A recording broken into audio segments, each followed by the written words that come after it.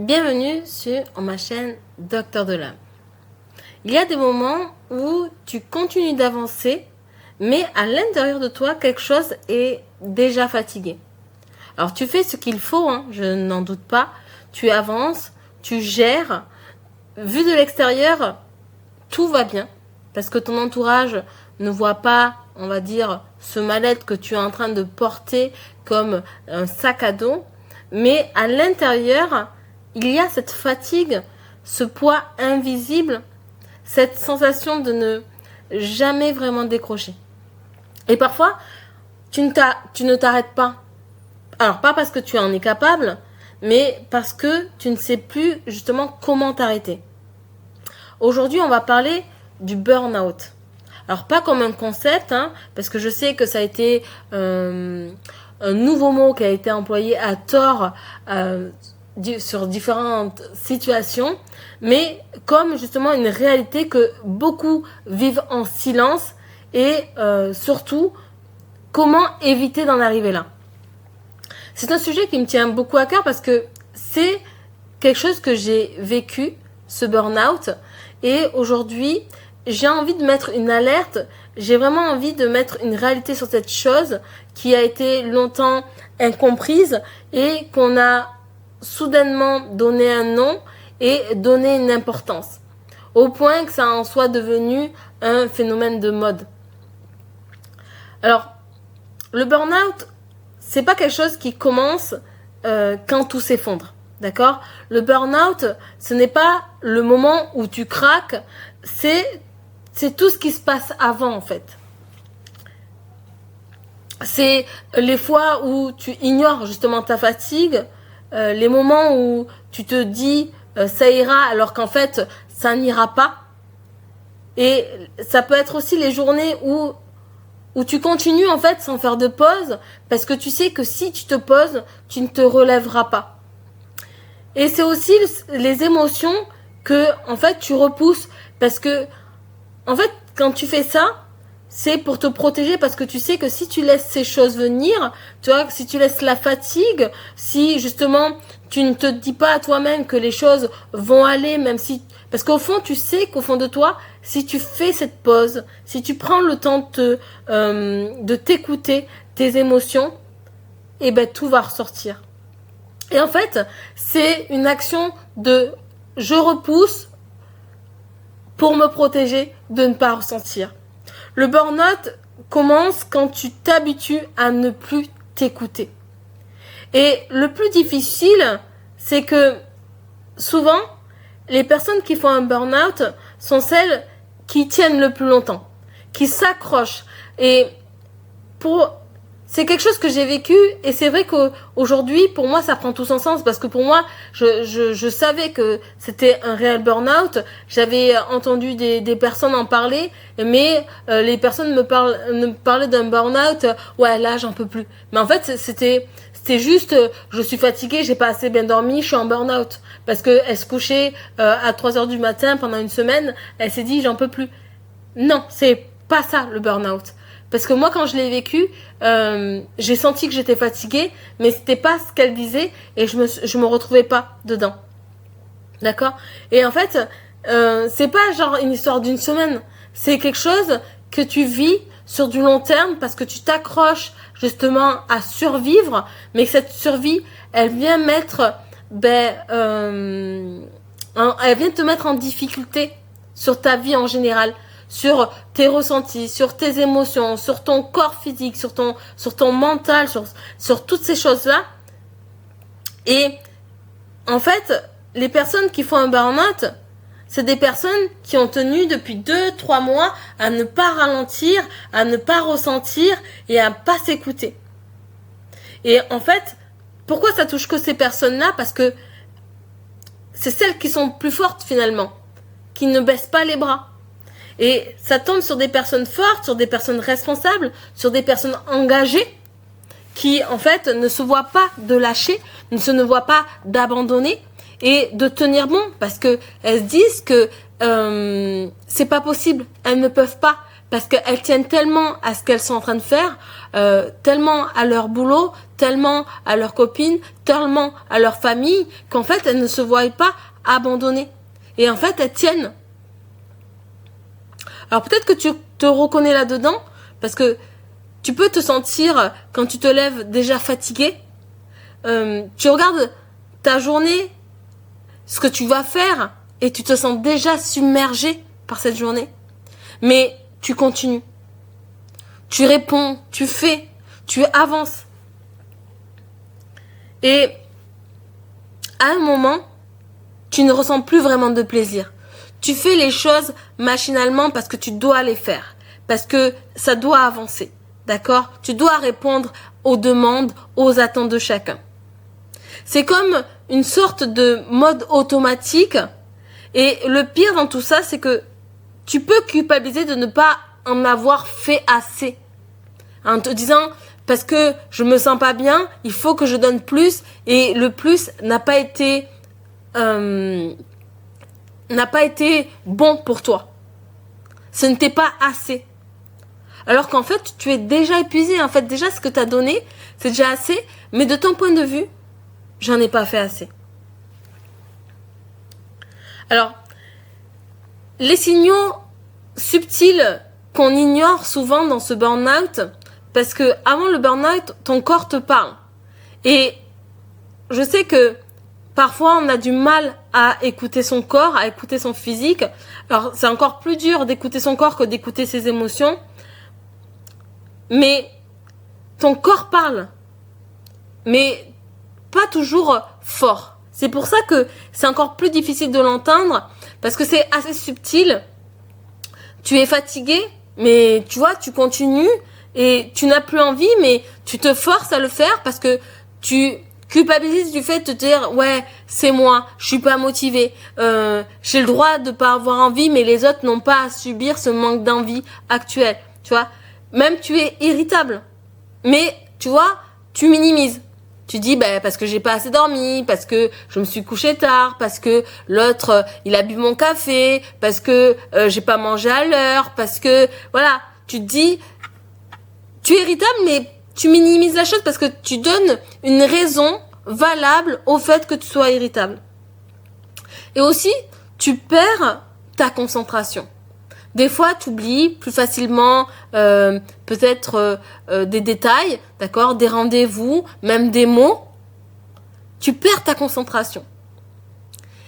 Et ça, tu peux encore le mettre sur « je suis humain, je suis pas un robot », tu vois ?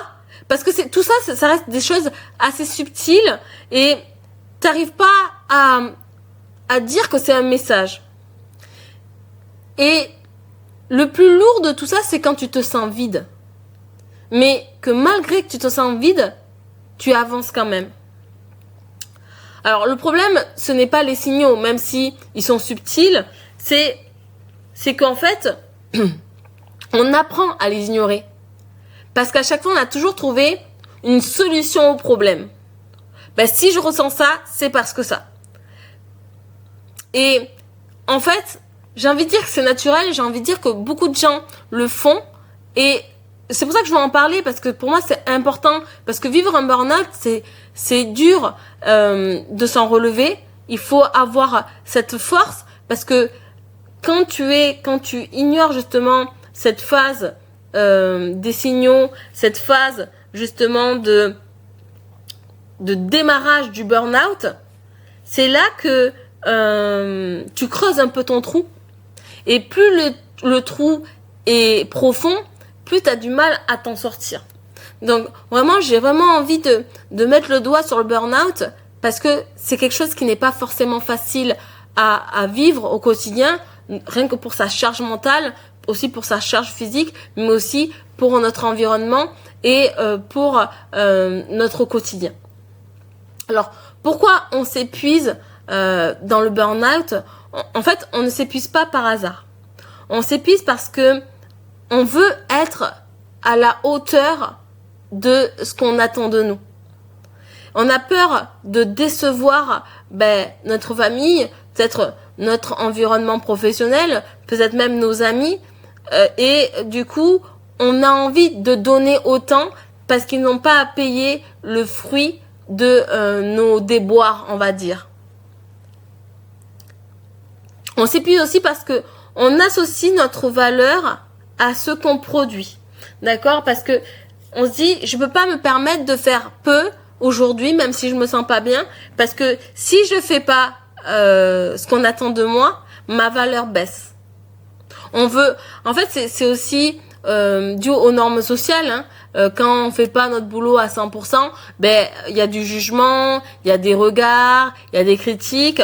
Donc, en fait, on ne veut pas baisser notre valeur aux yeux du monde, mais aussi à nos yeux aussi, parce que ça va donner crédit à ce que les autres pensent de nous. Ça peut être aussi parce que on a du mal à dire non. On a du mal, alors c'est en fonction aussi de qui le demande, mais on peut se retrouver dans des situations où il est difficile pour nous de dire non. Alors là, je parle pas des personnes qui ont du mal à dire non, même si, mais voilà. Des fois, on peut pas dire non à certaines personnes, à notre responsable, à notre cadre, à notre mari, à nos enfants, à nos parents. Et du coup, on se retrouve dans cette situation-là. Ben, en fait, ça rajoute du poids dans notre sac à dos. Ça peut être parce que aussi, on pense que ralentir, c'est échouer. Et moi, c'est vrai que je me suis retrouvée dans cette situation-là où j'avais l'impression que de ralentir, c'est abandonner. C'est de me dire, ben, je suis en train d'échouer ce que je suis en train de faire. Si je ralentis, parce que moi je travaille au sein quand je travaillais au sein d'EHPAD quand j'ai eu le burn-out, et je me disais que si je ralentissais, si je prenais un peu de temps pour moi, ben en fait c'est les résidents qui allaient trinquer. Et j'avais pas envie d'échouer parce que déjà on m'avait mis à un nouveau poste et j'avais aussi envie de faire mes preuves. Et en fait, je ne voulais pas échouer aux yeux de mes résidents, mais aussi aux yeux de ma direction. Et surtout, on pense qu'on pourra se reposer plus tard. Mais je vous assure que même quand on a un burn-out et qu'on pense qu'on va faire, allez, on va dormir, je vais être en week-end, je vais me reposer, ben non. Non. Parce que le burn-out, tu peux pas l'enlever juste en faisant une nuit de sommeil, ou deux, ou en faisant des siestes à rallonge. Et surtout, le plus tard, il n'arrive jamais. Tant que tu prendras pas soin de toi, le burn-out sera toujours là.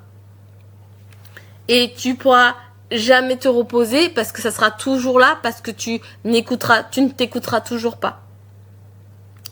C'est pour ça qu'il faut redéfinir la productivité quand ça arrive.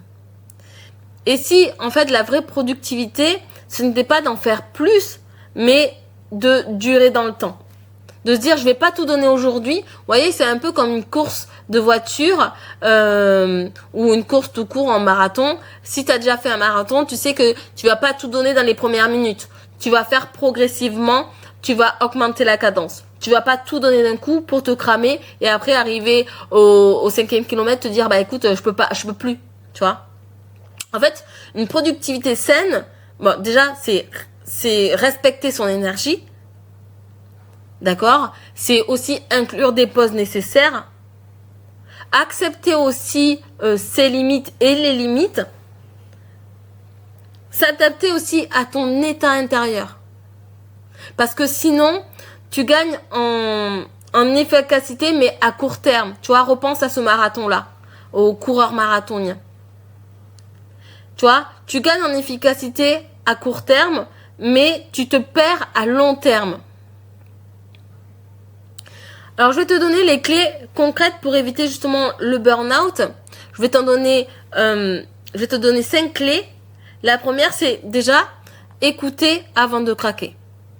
Parce que moi, je l'ai vu que trop tard. Et d'ailleurs, j'ai pas vécu mon burn-out. J'ai pas pris le temps qu'il fallait. D'accord? Parce que j'avais cette culpabilité qui revenait de me reposer alors que mes résidents avaient besoin de moi. Donc, j'avais pris qu'une semaine. J'avais demandé une semaine à ma cadre parce que j'en pouvais plus. En fait, j'étais arrivée à saturation. Et en fait, c'est quelque chose que j'aurais pu éviter parce que ça arrivait juste après les vacances d'été. Et j'avais fait le choix de pas prendre de vacances d'été parce que c'est là où on a le plus besoin. Et je sais que j'avais besoin de les prendre, mais je me suis pas écoutée. Donc, écoutez-vous avant de craquer. D'accord? N'attends pas d'être au bout. Vraiment. La clé numéro 2, c'est créer des pauses conscientes, d'accord? Prends du temps pour toi. Tu vois, les minutes calmes, le temps calme, j'aime bien dire, au boulot on dit temps calme. Mais tu vois, ce temps calme où tu es face à toi-même, voilà, où tu n'es pas sur ton téléphone en train de scroller, d'accord? Du vrai repos. Du vrai repos.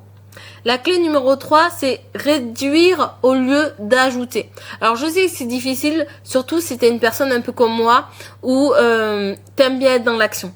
Tu ne sais pas rien faire. D'accord? Tu n'as pas toujours besoin de faire plus. Alors moi je te le dis aujourd'hui, après avoir vécu un burn-out, on n'a pas besoin de toujours faire plus. D'accord? Parfois, tu as besoin de faire moins, mais mieux. C'est une leçon que j'ai apprise. C'est pour ça que je te donne cette clé-là. Parce que des fois, de faire tout d'un coup, repense aux marathoniens, ça ne sert à rien, tu t'épuises pour rien. D'accord? Fais un peu aujourd'hui, tu feras un peu demain, tu feras un peu après-demain. La clé numéro 4, c'est dire non.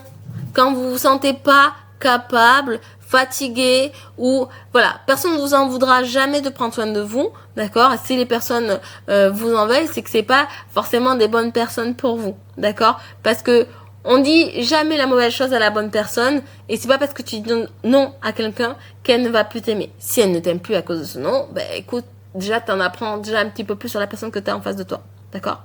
Et je sais que dire non, parfois, quand on s'efface à... Parce que, bon, bien sûr, comme je vous disais tout à l'heure, on a du mal à dire non à certaines personnes. Donc, que ce soit notre cadre, notre responsable, notre directeur, notre mari, nos parents, nos enfants. Je sais que c'est dur de dire non, mais même si c'est inconfortable, dites-le pour votre bien à vous. Après, vous pouvez l'expliquer sans rentrer trop dans les détails. Mais voilà, sans mal. Dire non en clé numéro 4. La clé numéro 5, c'est revenir au sens. Pourquoi tu fais tout ça? Pose-toi cette question. Pourquoi tu cours à droite? Pourquoi tu cours à gauche? Pourquoi tu grimpes? Pourquoi tu descends? Voilà. Pourquoi tu vas à 10 000 à l'heure? Demande-toi pourquoi.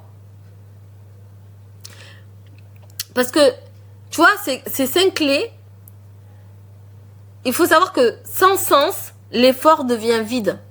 Et c'est quelque chose qui pourrait t'aider à comprendre tout ça. Donc, revenir au sens. Et sans sens, ben, ça ne sert à rien. Alors, je vais t'inviter à faire avec moi un moment introspectif. D'accord? Donc, je t'invite vraiment à fermer les yeux quelques secondes. Respire lentement. Reviens à toi et demande-toi. Est-ce que je suis fatiguée ou épuisée? Qu'est-ce que je continue à faire alors que j'aurais besoin d'arrêter? De quoi mon corps a besoin là, maintenant? Laisse venir les réponses comme elles te viennent, d'accord? Et ne les juge pas. En fait, il faut savoir que tu n'es pas censé tenir à tout prix. Tu n'es pas censé te prouver constamment qui tu es. Tu es censé te respecter. Le burn-out, en fait, n'est pas une faiblesse parce que je sais que ouais, il y a que les faibles qui sont atteints de burn-out. Alors attendez, ça je l'ai entendu et je peux vous dire que non, ce n'est pas vrai. Le burn-out n'est pas une faiblesse. Au contraire, c'est une force. Ça veut dire que si tu es victime de burn-out, ça veut dire que tu as tenu bien plus fort que les autres et bien plus longtemps que les autres. D'accord? Le burn-out, c'est souvent le résultat d'une force qui n'a jamais appris à s'arrêter. Voilà. En tout cas, si cet épisode t'a parlé, je t'invite à le partager à quelqu'un qui en a besoin. Et dis-moi en commentaire, est-ce que tu écoutes vraiment tes limites? On se retrouve très vite pour la suite de la série. Prenez soin de vous.